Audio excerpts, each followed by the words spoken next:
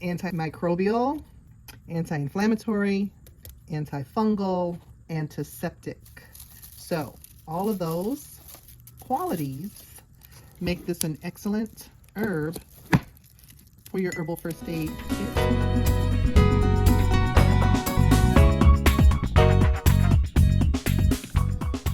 So today what we're gonna do is make a little goldenrod oil, and what I have here is goldenrod that I picked quite a while ago, and I just let it dry, air dry on my back porch. I've spoken before about harvesting goldenrod and to harvest it when it's just about to bloom. So most of this was harvested when it was just about to bloom. And if you harvest it later than that, let's see here.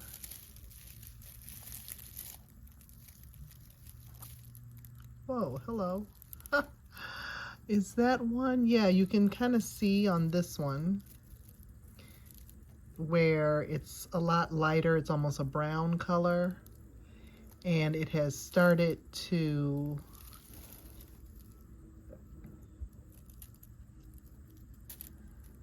get a focus on here, please. Let me see if I can get a focus on here. Okay, can you see how it's gone to fluff almost?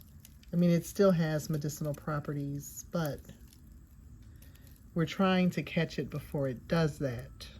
So let's look at another one. I can get it over here. Let me see here. So these here.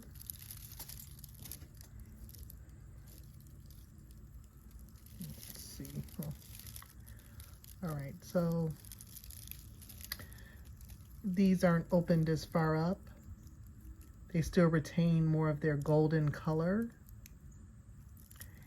So we wanted mostly the flower that hadn't opened all the way. So what I'm gonna do is cut these up into smaller pieces and fill my mason jar. We're gonna do a cold infusion. That's just one way to do an infused oil. This is a finished goldenrod oil that I just bottled up.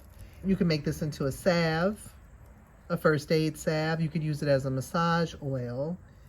And we'll talk a little bit about the benefits as I snip and snap this goldenrod and get it ready to go into our jar.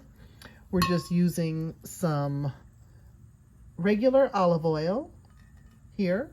I use that for a lot of my oils because it tends to be one of the most inexpensive oils, and it is good for your skin. So this is what I tend to use for a lot of my infused oils.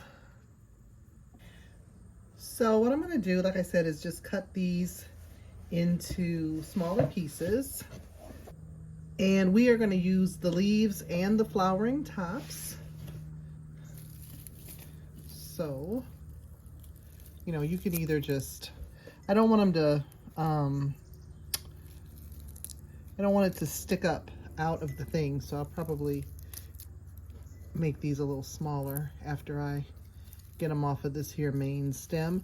This is one of the ones that, like I said, has that more fluffy flower to it, you know, but we're not going to waste it. The leaves are good. Not that the flowers aren't good either, but like I said, we want them to be more golden and intact, like here, like so. Okay.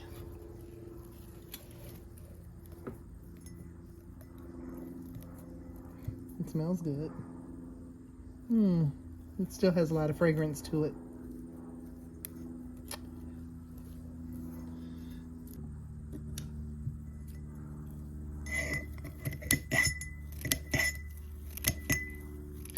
Now, a lot of people say they have allergies to goldenrod. Often they're allergic to ragweed, which blooms at about the same time. But of course, that's not to say folks can't be allergic to goldenrod. So if you are allergic to, if you have hay fever, or are allergic to things in the Asteraceae family, then you may want to wear a respiratory mask when handling these blossoms. But typically it's the ragweed that is the problem, even though it's also a medicine. So we're gonna fill up our jar. And I just want to point out, why are we making goldenrod oil? Now, I was surprised when I was looking through my reference books, just to refresh my memory, that none of them mentioned goldenrod oil, at least not yet. That doesn't mean it's not in a book I haven't got to yet. But some of the books do mention using it as a poultice, which is pounding up the fresh herb, or as a wash, which is making a tea and using it for external purposes on wounds and bruises and sprains and so on and so forth. But I love it as an oil, and now I'm trying to remember, how did I even learn to make it as an oil? I mean, I'm sure one of these wonderful herbalists that I've taken classes with hipped me to goldenrod oil, and it is an excellent thing to have in your herbal apothecary. It is anti-inflammatory, so it's great for arthritis. Like I said, it's good for bumps and bruises. There's a plane going overhead, so sorry about the additional background noise. It's antimicrobial, anti-inflammatory, antifungal, antiseptic. So all of those qualities make this an excellent herb for your herbal first aid kit. Like I said, you could make a salve out of this.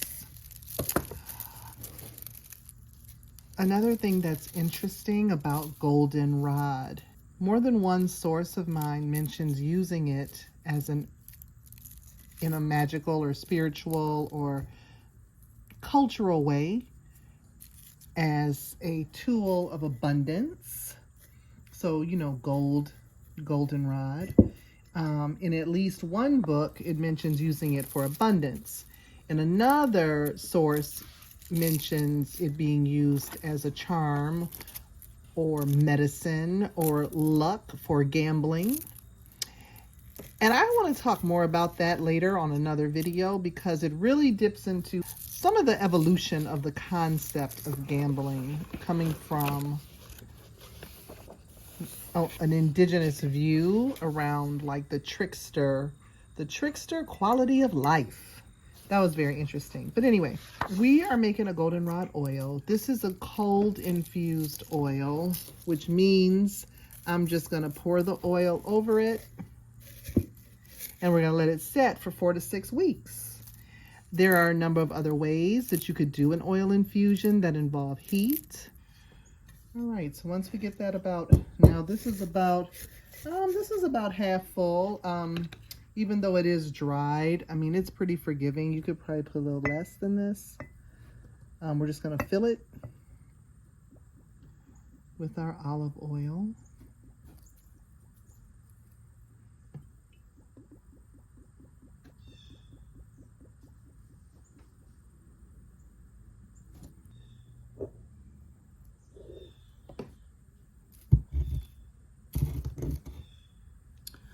We do want to give it a stir. You could use a chopstick. I'm using a goldenrod stem here to get these air bubbles out,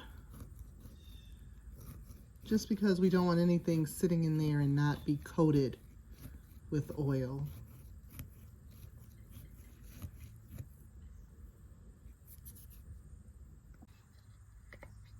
Once we've stirred it and got those air bubbles out, we're just going to cap it.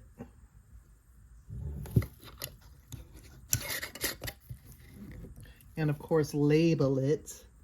And we're going to put it in a cool, dark place. I'm going to put this on my apothecary shelf, although it's looking good in this here sunlight.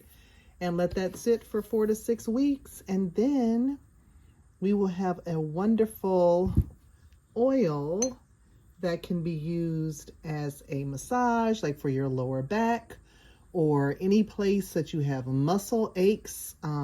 This particular blend I made as a massage oil. It has a few other things in it. I was experimenting, and I really want to bring this back too because it really worked nicely. It has dandelion flower oil, goldenrod oil, ginger, clove, and sweet orange essential oil, a little bit in there. And oh, it's so nice. So nice. So there's a little recipe for you too, bonus. And let's talk just for a minute about goldenrod tincture, which goldenrod is also good when you think about anti-inflammatory. So let's think about cough, cold, sore throat. It's also diaphoretic. It'll help you sweat out cold or flu. Well, it opens up your pores. It also has a whole nother set of uses around kidney health and bladder health and urinary tract health, which I'll go into perhaps in another video. Goldenrod really could have its own class. So I'm just speaking really on its benefits as a pain relieving anti-inflammatory oil, but also anti-inflammatory goes for cough and cold. It's really good for sinuses, light sinus infection, bronchitis. So the tincture is also good for that. You want to use it sparingly because it can be drying. You want to pay attention to how you're feeling. You know, you don't want to go from having a runny nose to having a very dry and cracked mucous membrane. So yeah, that is a little demo on how to make goldenrod oil. I have quite a bit left here, but I don't have enough olive oil to make another oil. I may go get some. I could make some more tincture. I could just bag this up and save it for use during the winter. All right, well, I hope that this has been helpful, and I would love it if you would like this video or comment below if you've used goldenrod or if you had any reflections or thoughts on this. I'd love to hear from you, and I hope you're taking really good care of yourself. And until I see you in the next video, peace.